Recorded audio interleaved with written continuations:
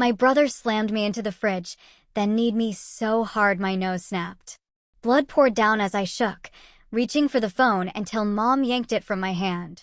"It's just a scratch," she snapped. Dad muttered, "Drama queen." They had no clue what I was about to do next. They say blood is thicker than water.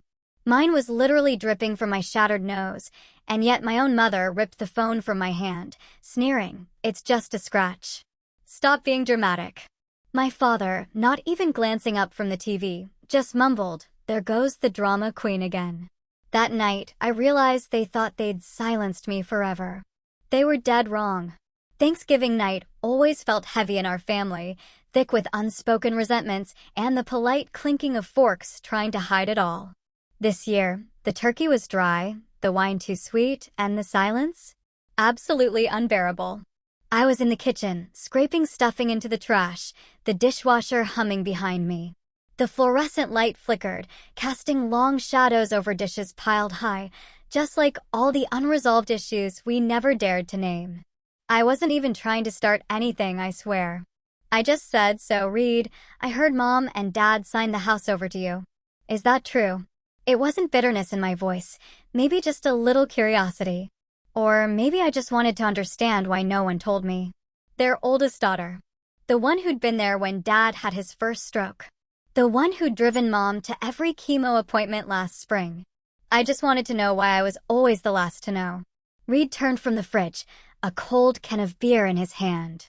His lips curled into that smug, little smile I'd known since we were kids, the one that always came right before he said something deliberately cruel. "Why do you care? You never really lived here after high school. Thought you were too good for this place." I kept my voice even steady. "That's not true. I was just working. You know, I was always around when it mattered." His eyes flashed. "Yeah, sure. Flying in from Asheville every now and then doesn't count as being around, Kayla." I turned off the faucet, wiped my hands, and looked him straight in the eye. "I just think if we're talking about family property, maybe we all should have been part of the conversation. That's all." That's when it happened. 1 second, I was by the counter. The next, my back slammed into the fridge door with a sickening thud. The breath left my lungs in a whoosh. Before I could even react, Reed's knee crashed into my face. The pain was blinding hot, white, then nothing but a muffled ringing in my ears. I crumpled to the tile floor, my vision swimming. Somewhere in the distance, I could still hear the football game playing in the living room, volume still up. No one had even flinched. I tasted blood. My mouth was open, gasping, but no sound came out at first. I felt around blindly, my fingers finally finding the cold edge of the countertop. I pulled myself up, slow, dizzy, when I barely open. I stumbled toward the phone on the wall. I don't remember deciding to call the police. My body just moved on instinct, like it was trying to save itself. My fingers brushed the receiver. I grabbed it, trying to press the numbers, but my hand was trembling so badly the buttons blurred together. I hit 9, then 1. That's when I felt the tug. The phone was yanked from my grip so hard it cracked against the floor. "Stop it," my mother hissed. "It's just a scratch." I looked at her through my one good eye, the other already swelling shut. Her face was calm, utterly devoid of horror or concern, just irritation, like she was scolding me for spilling something on the rug. "It's not a scratch," I whispered. She bent down, picked up the phone. "You always do this. Always turn things into a scene." Behind her, my father sat in his recliner, remote still in his hand. He didn't even glance my way, just muttered, "There goes the drama queen again." I stood there swaying, blood dripping from my nose onto my shirt. No one moved. Not my mother, not my father, not Reed. The room was so quiet, I could hear the announcer on the TV say, "Second and goal." And that's when I saw it, on the floor near the baseboard, my leather bracelet, the one I wore every shift at the hospital. A patient had given it to me after I'd stayed through the night with her, whispering stories until she died. It had snapped during the scuffle, fallen, and now lay in a smear of my blood. No one noticed. No one cared. That bracelet had meant something to me, like I meant something to people, just not here. I reached down and picked it up with shaking fingers. It was torn, useless now, like me maybe. I looked up again. Still, no one had moved. I swallowed hard. Then I walked to the front door, opened it, and stepped out. The cold air slapped my face. For a second, I almost went back inside, thinking maybe someone would follow, ask if I was okay, offer an apology, a ride to the ER. But nothing. Just the door creaking shut behind me. I wiped the blood off my face with the sleeve of my jacket and stood under the porch light, listening to the wind. "They really don't see me at all," I whispered. Then, quieter, but with a steel I hadn't heard in my own voice in years, "They don't see me, but they'll hear me soon." By the time I pulled into the hospital parking lot 2 mornings later, the bruising had turned a deep plum, spreading like spilled ink beneath my eye. I'd done my best with concealer in the dark bathroom of my apartment, but makeup could only do so much when your face told the truth louder than your voice ever could. I kept my head down, walking through the back entrance of the ER, badge clipped to my coat, avoiding eye contact with anyone already in the break room. I clocked in, made my way past the humming vending machines, and shut myself into the tiny staff bathroom. The mirror above the sink didn't lie. The swelling had gone down a little, but the discolored skin around my eye and cheekbone still screamed louder than any words. My lip had healed slightly, but there was a faint split still trying to close itself. I pressed a cold paper towel to my cheek, not because it helped, but because it gave my hands something to do. A soft knock on the door made me flinch. "Kayla?" Zoe's voice was tentative. She was one of the new nurses, barely out of school, all bright eyes and energy. I opened the door slowly. She blinked at my face, then quickly looked down at the coffee in her hand. "Sorry, didn't mean to intrude," she said, then added quietly, "Are you safe?" I didn't respond right away. She didn't ask what happened, and I appreciated that. It wasn't curiosity, it was genuine concern. "Yeah, I lied," folding my arms. "Just slipped on the back steps. Black ice." Zoe handed me the coffee. "Well, here. I figured you'd be tired. You always take the first calls, even on holidays." I forced a smile. "Thanks. That's sweet." We walked into the break room together where a few others were lounging before their shift. Jorge, one of the trauma nurses, raised an eyebrow but said nothing. He just nodded at me.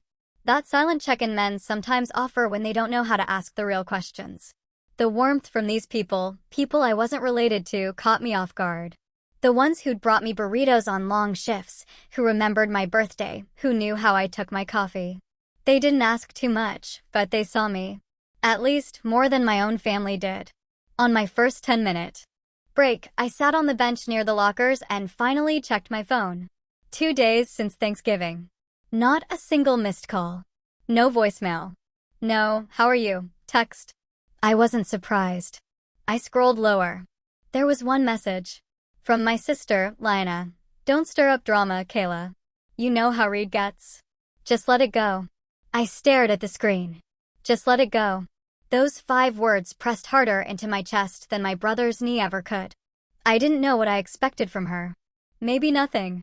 Maybe just not this. Not a reminder that even my own sister saw me as the problem, not the bruises. I sat back and stared at the speckled ceiling tiles. And then, like muscle memory, an old scene floated up from the depths. I was 9. Reed had been 13. We were outside at our grandparents' old place. I'd taken the last Pop-Tart. He'd locked me in the shed out back, laughing while I banged on the door. It was sweltering. I screamed. I cried. No one came. When they finally found me hours later, covered in dirt and mosquito bites, our parents scolded me for playing rough. My mom had laughed. My dad said I was too sensitive. I didn't say anything that night, just like I wouldn't now. Back in the ER, I slipped into the supply closet, not because I needed anything, but because I needed air. I sat down on an overturned crate, pulled my small notebook from my bag, and opened it to a blank page. I started to write. November 28, 2024. Right orbital bruise. 6.5 centimeters minor laceration to lower lip. Upper back soreness, likely contusion from impact incident. Assault by male sibling during family gathering. I paused. My hand was shaking again, but this time not from pain, from something else, something colder. Then I kept writing. History, age 7, shoved off swing set. Age 9, locked in shed. Age 13, tripped downstairs, no apology. Age 17, called emotional and hysterical during argument over college applications. Age 25, excluded from family loan conversations. Age 28, mother told me to be quiet, read stressed after verbal attack. Current, bruised face, gaslit again. I flipped to the next page and kept writing. The list went on. For the first time, I was looking at it all in one place. Not as isolated events, but a pattern. If I were charting this as a case at the hospital, someone would have flagged it, intervened, escalated. But because it was just family, it had never counted. The fluorescent light above me buzzed. Somewhere beyond the door, someone called out a code blue. I stood up, slid the notebook into my bag, and rejoined the world that needed me. After my shift, I sat in my car for a few minutes before driving home. The sky was the color of steel wool, threatening snow. I reached into my purse and pulled out the bracelet, still crusted with dried blood. I wrapped it gently in gauze from my nursing kit. My hands were steady now. I looked at it, small in my palm, and whispered, not to anyone but myself. This ends with me. I won't let this pass on to the next generation. I didn't say anything when I parked in front of my parents' house. The gravel crunched under the tires like a warning, but I told myself I was just here to drop off groceries. That's what Mom had asked for. Eggs, milk, that specific oat milk creamer she likes for her tea. Nothing more, nothing less. I rang the bell out of habit, even though I still had a key. No one answered. I let myself in. The house smelled the same, lemon cleaner and some kind of potpourri that tried too hard to smell like roses, but the air felt colder, heavier. I took off my shoes at the door, like always, and stepped into the kitchen where the light filtered through lace curtains. My dad was sitting at the table, reading the paper, like I didn't exist. "Hey, Dad," I said quietly. He didn't look up. From the hallway, footsteps. "Read." He walked right past me, brushing against my shoulder, and didn't say a word. Just that same sharp cologne, and the sound of his boots on the tile. His eyes skimmed my face. The bruises were faint now, yellowing, but not a blink, not a pause. My mother finally appeared, wiping her hands on a dish towel. "There she is," she chirped, like I'd just come in from the garden. "Put the milk in the fridge, would you?" I nodded, opening the grocery bag. She walked over, glanced briefly at my face.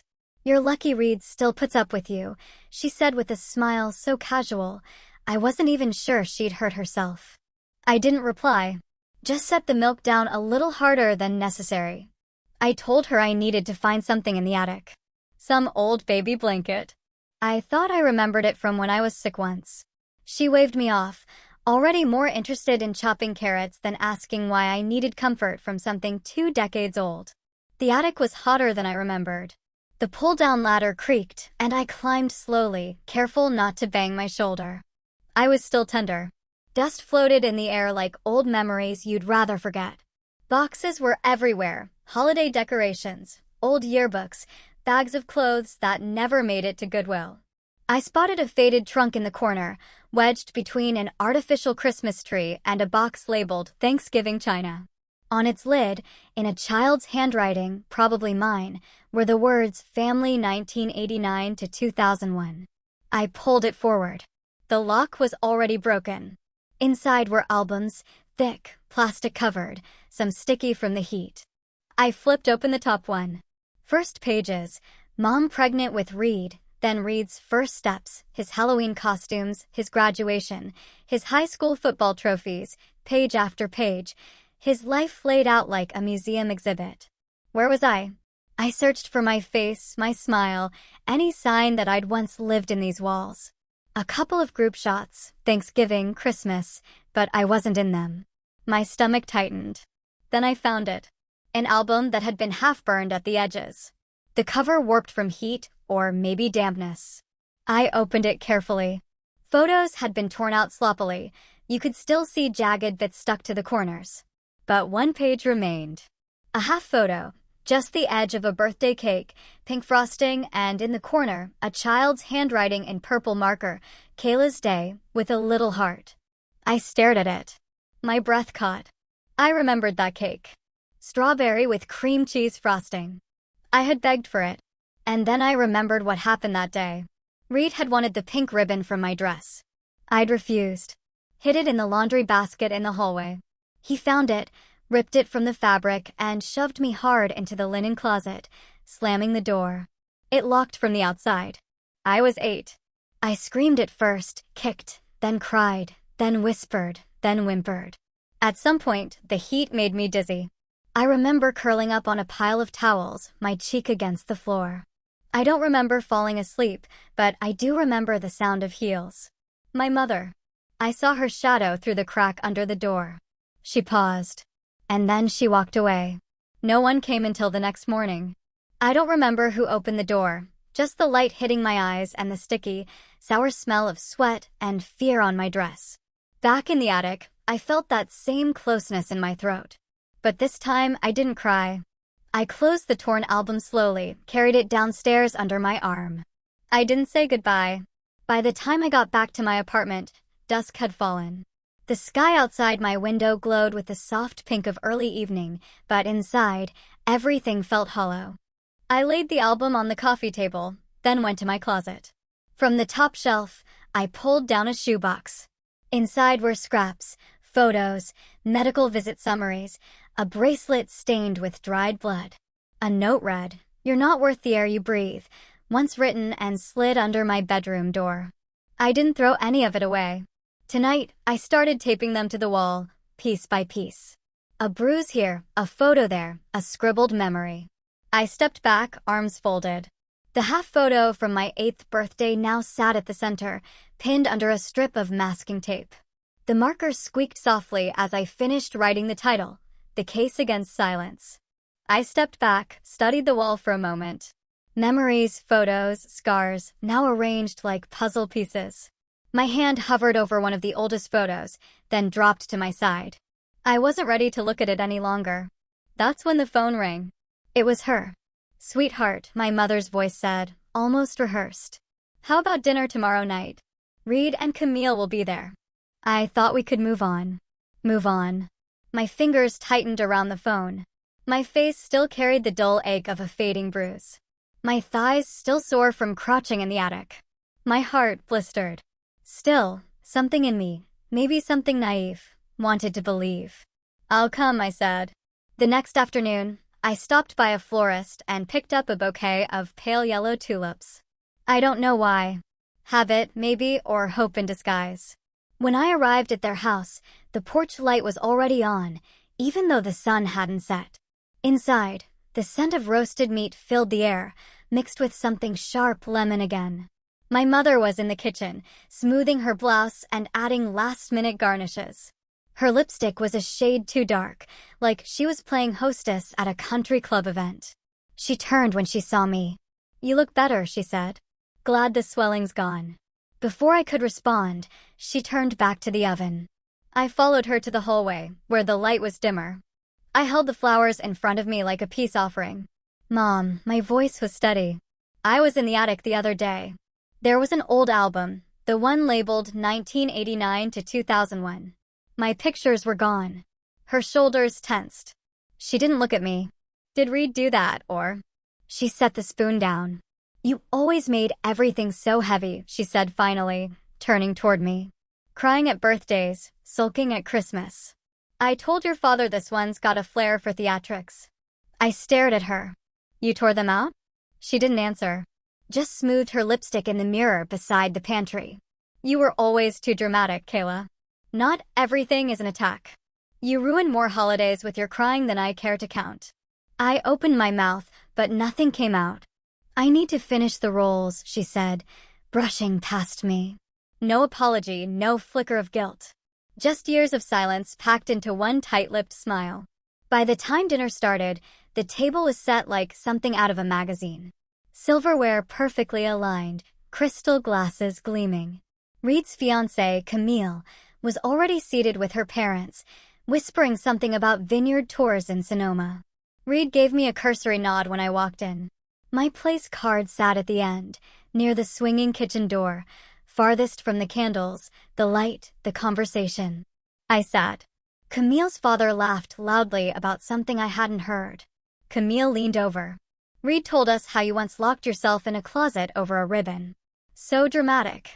Laughter. My mother chuckled. She used to do that sort of thing all the time. So sensitive. Reed added, one time she got a bruise from bumping into a doorknob and made Dad cancel his poker night, like it was life or death. The words slid through the room like daggers dipped in sugar. I kept my hands beneath the table, fingers curled so tight into my palms, my nails bit into my skin. This is the last time, I thought. This is the last time I sit here pretending this is normal. Then it happened. Reed reached across the table, loud and laughing, grabbing for the bowl of mashed potatoes.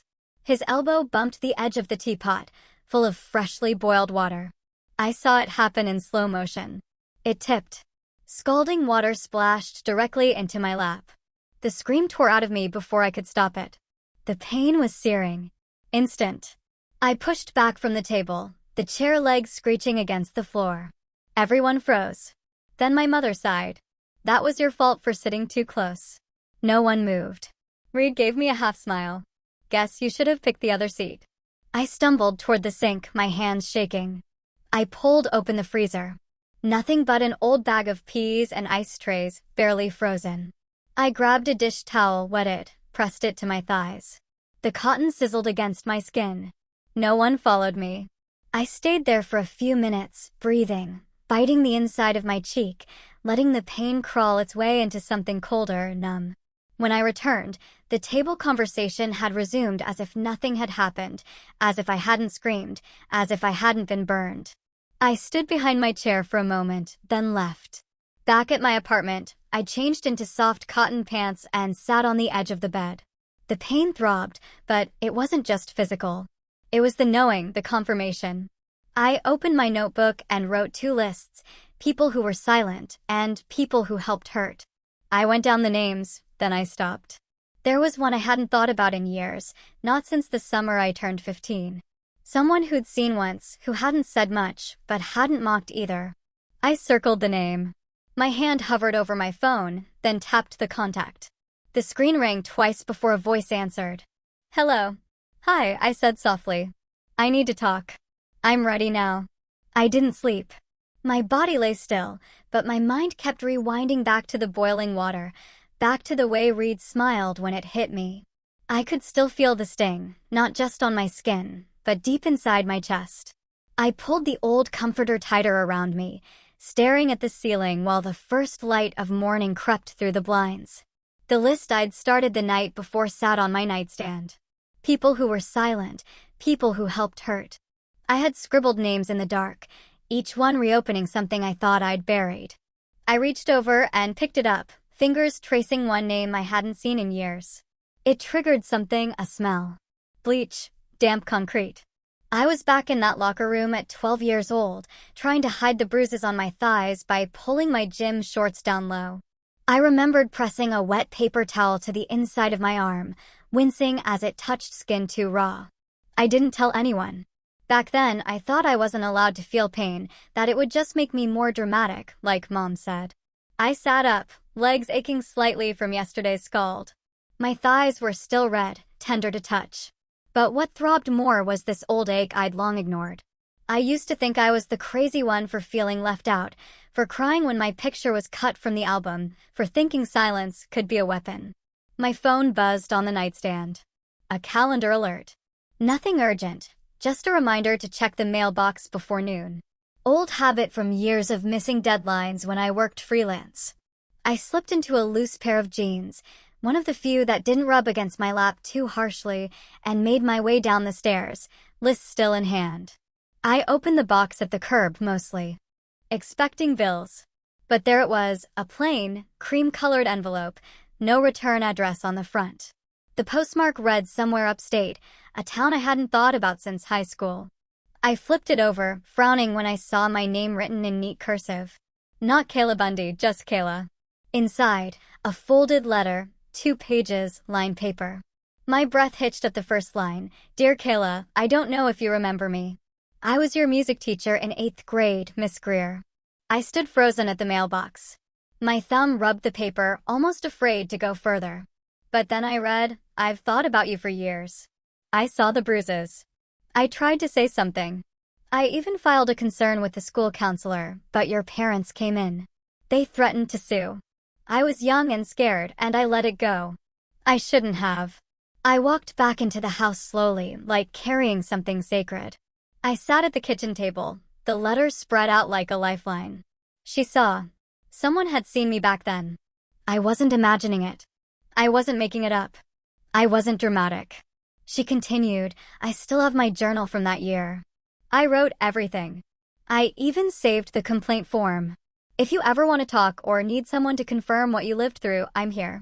I'm so sorry I didn't fight harder back then. My hand covered my mouth. I stayed that way for a long time, just breathing.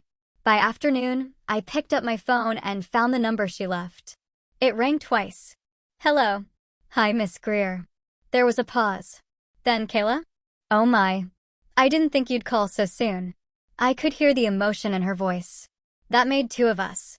I told her I got her letter, that I remembered the purple cardigan she always wore, the way she used to close her eyes when the violin students played out of tune.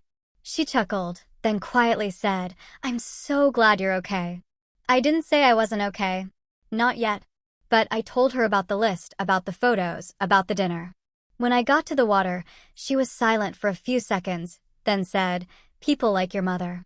They count on silence. Yours and everyone else's. We talked for almost an hour. At the end, she said she still had her journal, the complaint form, everything. If you need me to back you up, I'm ready. I should have done it sooner. For the first time in a long time, I felt seen. Not just believed, but witnessed. That night, the world was quiet. The house was quiet. My thoughts weren't. I had just finished organizing a folder on my laptop labeled Documentation Phase 1 when a knock hit the door. Sharp, impatient. I opened it, expecting a delivery.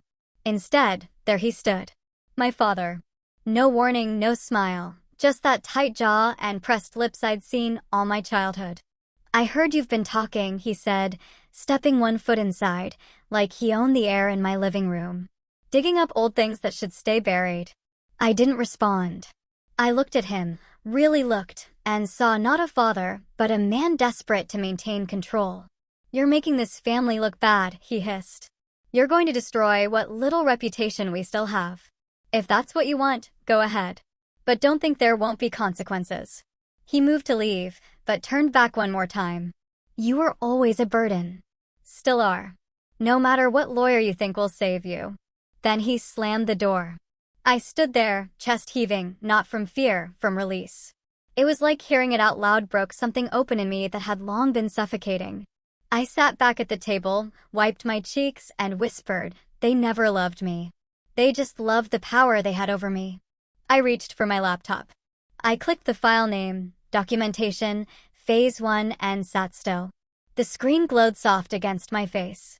Outside, the sun had begun to lower, casting long, golden lines through the blinds. I didn't move right away. My hands hovered above the keyboard as if finishing that one action had released something inside me I wasn't ready to face. So I got up, walked to the kitchen, and poured myself a glass of water. My throat was dry, but I barely drank. I stared at the countertop, still lost in the echo of my father's words from the night before. You're still our burden. He hadn't said daughter. He hadn't said family. Just burden. Back in the living room, I picked up my old backup drive, the dusty silver one I hadn't touched since before smartphones ruled our lives. It sat like a forgotten relic at the edge of the bookshelf. I'd been meaning to wipe it to free up space, but now curiosity guided my hand. I plugged it in, expecting nothing. At first, it was the usual clutter. Graduation photos, receipts, a few blurry selfies with college roommates I no longer spoke to. I almost shut the window down when I noticed a folder tucked between mislabeled files. The name, KBKP.2004. No memory of creating it. I clicked it open. There they were. Photos I hadn't remembered taking. Photos I must have buried, both literally and emotionally. My face swollen. A bruise across my collarbone, yellowing into the edges of my skin. My arm blotched in angry violet. and my eyes still resigned, like I'd made peace with being hurt. Each image was dated, unedited proof I hadn't imagined it at all. I stared at the screen, frozen. My chest tightened. It wasn't fear. It wasn't even shame anymore. It was clarity. I had recorded the truth. And then somewhere along the way, I'd convinced myself it wasn't real. That it was just me being dramatic. The words they always used. I wasn't imagining it, I whispered to the quiet room. I documented it, and I forgot. For the next hour, I copied everything into an encrypted folder. Then, almost without thinking, I opened my cloud drive, created a new directory, and titled it Project Witness. It felt like drawing a line in the sand. Not because I wanted revenge, because I wanted it to stop. And maybe, just maybe, I wanted to be able to say, this happened to me. And it was never okay. I was still staring at the upload bar when my phone rang. The name on the screen stopped my breath. Rachel McKinley. We hadn't spoken in years, not since we were both awkward, braces-wearing 12-year-olds playing hopscotch in the street. She was calling from Michigan now, married with kids, a life far from our little town. I answered, "Hey, Rachel." "Kayla?" "Hi." Her voice was tentative, unsure if she should have called at all. "This is going to sound strange, but do you have a minute?" I moved to the window and leaned against the frame. "Sure. What's going on?" She exhaled. "Do you know my niece, Lily?" I paused. "Can't say I do." "Why?" "She's staying with your folks right now. My sister was deployed and your mom offered to help. Said she missed having a little one around." I thought it was sweet at first. My mouth went dry. "Wait, she's with them for how long?" "About 3 weeks." "But, Kayla, Lily said something weird this morning. She told me your brother pushed her." I stood up straighter. "What?" "She said he told her not to be a drama queen like Kayla. Said she was faking it." "Kayla," Rachel's voice cracked. She was crying. Her wrist looked swollen. "I thought I should call you because I remembered some things." I sat down hard. My legs felt like they couldn't hold the weight anymore. "She's 8, Rachel continued. "Just like we were." I thought maybe.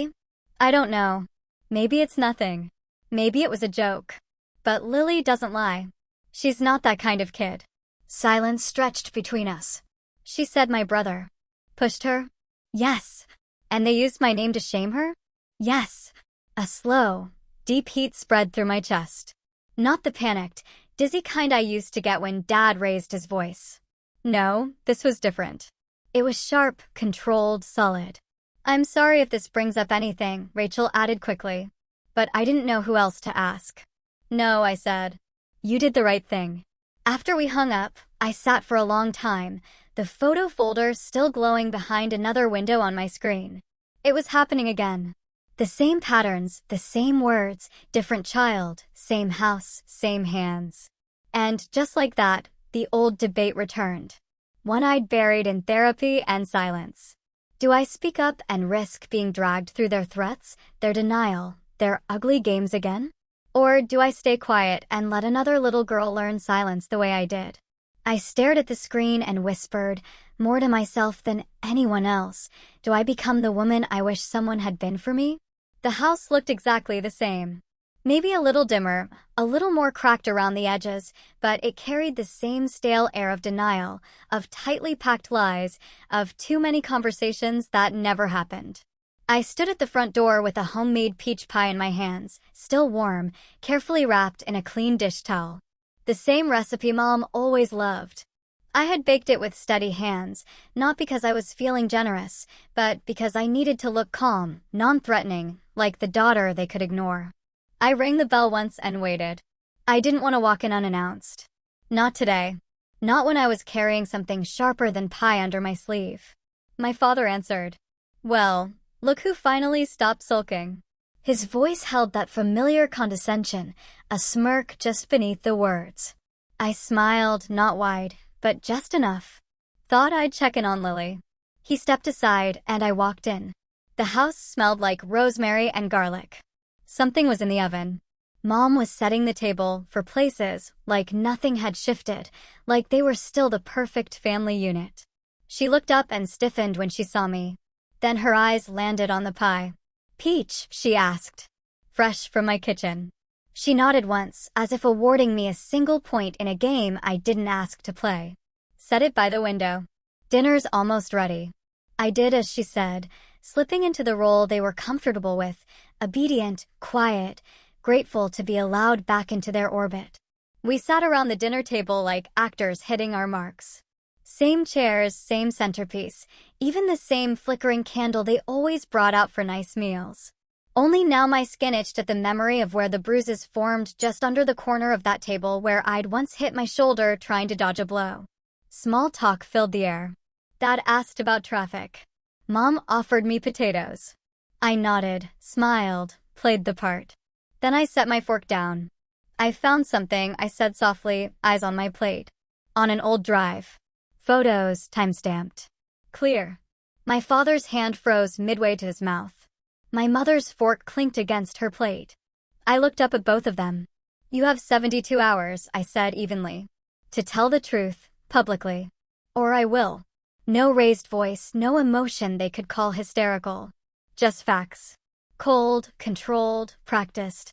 My father narrowed his eyes. You think threatening us will get you what you want? I don't want anything, I replied. Just accountability. You think people will believe you over your own family? I leaned slightly forward. I don't need belief. I have documentation and a timeline. And Lily. The mention of her name landed like a stone. My mother shifted. Dad's face hardened. You can bury me again, I said. Or you can start digging your own graves. Your call. Silence. Then soft footsteps approached the dining room. Lily. She stood in the doorway, holding a crayon and a coloring book, eyes wide. Before I could say a word, my mother snapped. What did I tell you about eavesdropping? Her voice was shrill now. You want to end up broken like her? Keep snooping around like that. Lily froze, every inch of her small frame tightening. Her bottom lip trembled, and she backed up without a word, like she'd just touched something hot. I stood slowly, napkin still in my lap. I looked straight at my mother. You just confirmed everything I needed. Her mouth opened, then shut. I didn't storm out. That's what they'd expect. I didn't make a scene or cry or yell. Instead, I walked into the kitchen. The air felt warmer there, the scent of pie hanging heavy around me. I opened the upper cabinet near the fridge and reached to the back. My old teacup was still there, white porcelain with blue vines running down the side, the one I used every night before bed when I lived here, before everything cracked. I placed it gently in my purse, zipped it closed. Back in the hallway, I glanced once toward Lily's room. The door was barely cracked open. They still think I'm bluffing, I whispered. I slipped out of the house as quietly as I had entered, the teacup nestled in my bag like a memory finally reclaimed. I didn't bother with goodbyes. Let them think I was bluffing. That night, I didn't sleep. I sat at the edge of my bed, laptop open, eyes locked on the audio file I had saved months ago. It was Lily's voice. Small, cracked, terrified. Mommy, please. I didn't mean to drop it. Please don't shut me out there again. And then my mother's voice. I see. Clear. Well, maybe if you listened the first time, you wouldn't be punished. Go. I closed the file. I didn't cry. Not anymore. 2 days later, I walked into the community school board meeting. It was held in the town hall auditorium, half full. The kind of gathering where people wore stiff smiles and sipped from tiny water bottles. My parents sat at the front with folded hands and curated expressions, waiting to receive a Community Legacy Award for decades of dedicated service to youth programs. I found a seat near the back and waited. The board chair started with generic compliments, listing their donations, their leadership in parent-teacher councils, their reputation for raising strong, resilient children. When she finally paused and asked, would anyone like to say a few words? I stood. Just one thing, I said. My voice was calm, but it filled the room. Before you hand out honors, there's something you should hear. People turned. My mother's head whipped around. My father leaned back in his seat, arms crossing slowly. I walked to the small podium, pulled out a flash drive, and plugged it into the laptop. No introduction. I just pressed play. The recording played over the speakers, Lily's voice, raw, pleading, and my mother's cold dismissal. A silence followed, so heavy you could feel it pressing into your chest. Gasps. Someone near the front let out a small, broken "oh my God." A teacher in the third row covered her mouth. My mother turned gray. My father sat rigid, jaw clenched. "I'm Kayla," I said when the audio ended. "Their daughter. Lily's sister. The one who was also told to go outside when she cried." I waited years, too many years. Then came a voice from the side. "I reported a bruise on Lily's arm last spring," said Mrs. Arian, Lily's music teacher, standing slowly. Nobody followed up. I asked the principal. I never got a response.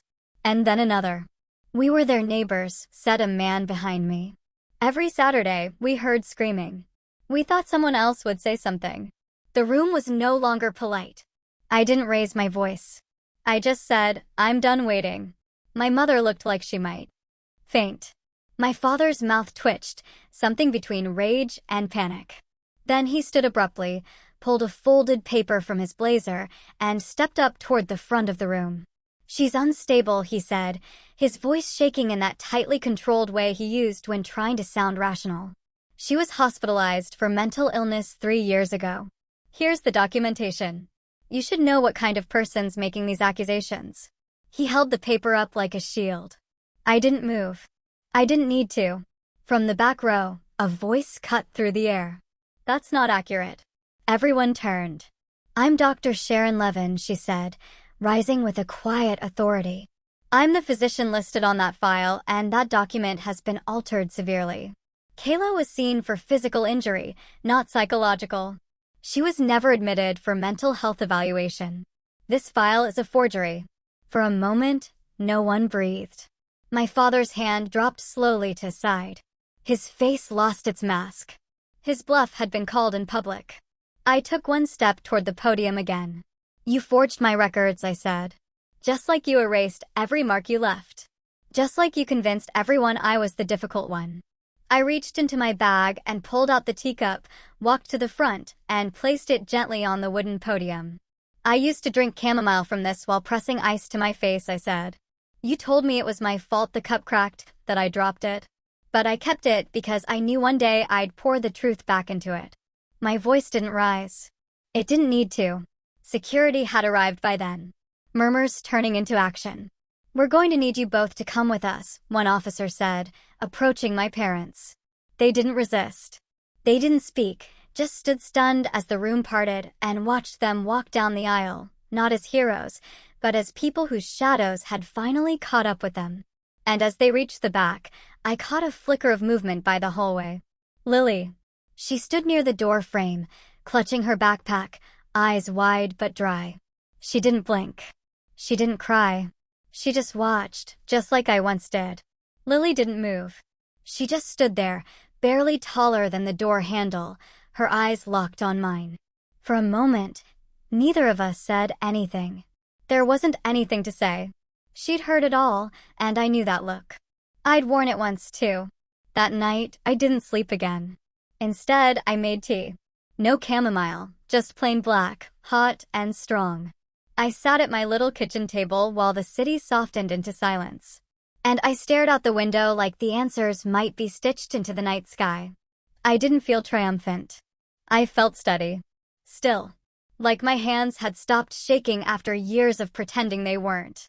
A week later, I was in my attorney's office, seated across from Janet, a sharp-eyed woman in her 50s with a steel gray bob and a filing system that could probably take down a cartel. She slid a folder toward me. "Child Protective Services filed formal charges against your parents this morning. Child endangerment, falsifying medical records, interference with mandated reporting." I nodded slowly. "And Lily," Janet said gently, "she's been placed in temporary foster care for now. But we've started your guardianship petition. Given the public nature of your testimony and the documentation you've provided, I don't foresee pushback." I exhaled through my nose and looked down at my hands. "Can you add a clause?" Janet tilted her head. "Go on." I want it on record. They're not to contact me or Lily ever. No letters, no surprise, just want to talk calls. Nothing. She nodded, already scribbling. "I'll make sure it's airtight." As I left her office, the sun was hanging low, warm, and amber, painting shadows across the sidewalk. I passed by the corner cafe where my mother once told me, "No one's going to believe your little stories, Kayla. You always make things sound worse than they are." Funny, the world finally listened the moment I stopped trying to make it sound better. That afternoon, I found myself facing a reporter outside Lily's school.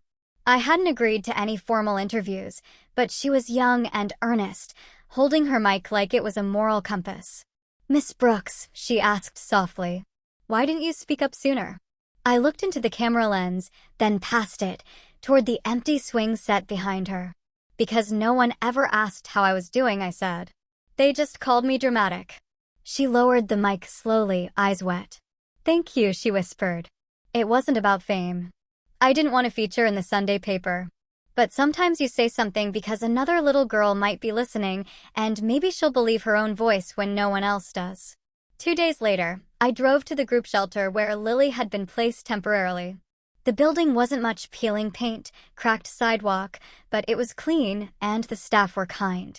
Lily was sitting on a mat near the corner of the playroom, cradling a worn-out, stuffed dog that looked like it had survived 5 generations. She looked up when I walked in, eyes unsure. I crouched down, hands on my knees. "Hey, sweet pea." She blinked once. "Do I have to go back?" I felt something twist in my chest. I leaned in closer. "No, baby," I whispered. "Not ever." She didn't cry. She just leaned forward, pressed her forehead gently to mine, and held it there. I let her stay that way as long as she needed. When she finally sat back, I reached into my bag. "I brought something for you." She watched carefully as I pulled out a small box and opened the lid. Inside was a white porcelain teacup, decorated with tiny blue forget-me-nots. "It's not cracked," I told her. "You can drink your cocoa from it anytime you want. You don't need permission." She reached for it slowly, cradling it like it might dissolve in her fingers. "It's pretty," she said. "Can it stay with me?" "Of course," I said. "It's yours now."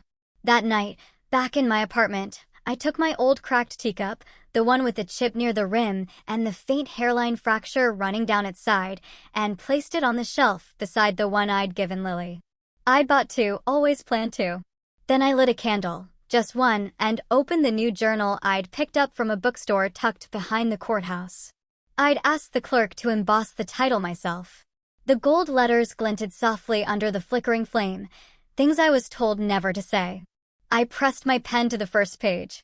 They never hit me hard enough to kill me, just hard enough to make me quiet. The ink flowed, but now silence isn't my legacy. This is protecting a child like I once needed, and that is enough. I closed the journal gently, the pages still warm. Then I sat back and stared at the 2 cups, one cracked, one whole, and both finally safe. Sometimes, the deepest scars are the ones no one believes. Have you ever been gaslit or silenced by the people meant to protect you? Tell me your story. I read every word and I believe you. Take care.